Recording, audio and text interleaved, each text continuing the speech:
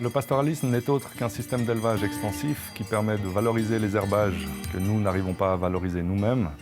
Étant donné qu'on se trouve dans un pays où presque la moitié de la surface agricole sont des herbages en altitude, où on ne pourrait pas faire pousser des cultures de plaine, par exemple.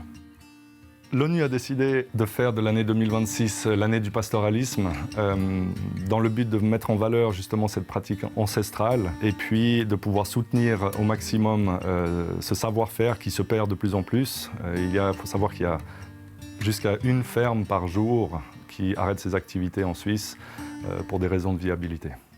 Le rôle des estivages dans l'économie agricole en Suisse est énorme. On a jusqu'à 480 000 hectares de surface d'estivage en Suisse. Sur ces surfaces, il est carrément impossible de faire pousser quoi que ce soit d'autre que des herbages, en tout cas pas ce qu'on peut voir en plaine avec le colza et compagnie.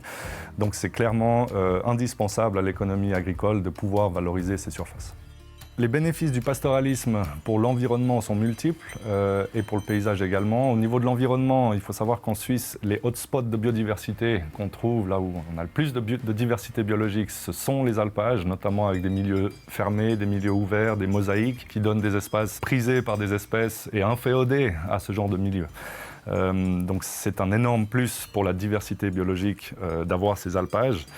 Et au niveau du paysage, encore plus, tout simplement parce que, comme on se l'imagine tous, les cartes postales suisses avec ces beaux paysages, ce sont justement ces estivages et l'agriculture qui façonnent le pays et qui rendent ce paysage agréable avec beaucoup d'activités, des buvettes d'alpage, des randonnées, des pistes de VTT. Tout cela, c'est uniquement grâce à cet entretien du paysage par l'agriculture.